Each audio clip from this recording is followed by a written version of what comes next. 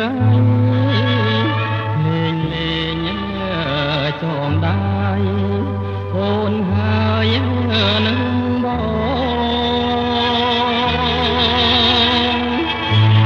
យើងទាំងពីរអ្នកអង្គុយត្រសងញាតិមិត្តអូនមកឲ្យពរឲ្យជ័យបងទៅស្រុកយួនណារៀនក្បួនយុទ្ធសាស្ត្របងមកដល់ផ្ទះអូនបែកមានថ្មីអូនយករូបគេជាមន្ត្រីធ្វើមិនដេចរូបប្តីថាណាំងពលទោនឹងហើយជីវិតពលទោអភ័ព្វពលទោគ្មានទ្រព្យឲ្យគ្រប់ចិនដា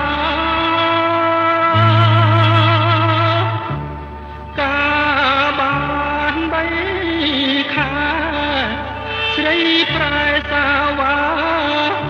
ដូចពីងលោកថាហត់ទឹកសម្លឹងកាង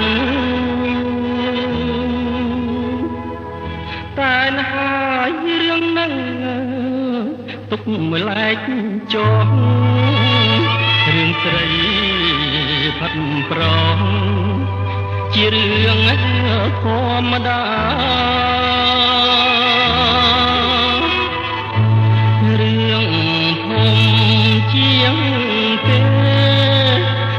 ជាតិខេមរាលាស្រីសាវ៉ាលៀបកាអងក្លិន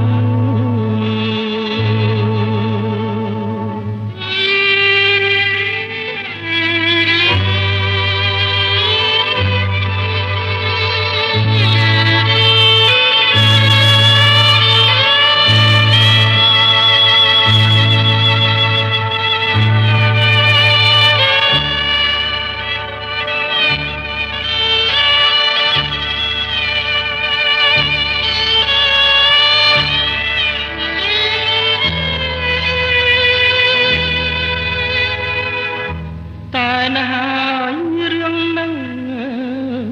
ទុកមួយឡែកចោះរឿងស្រីខិតប្រងជារឿងធម្មតារឿងធំជាងគេ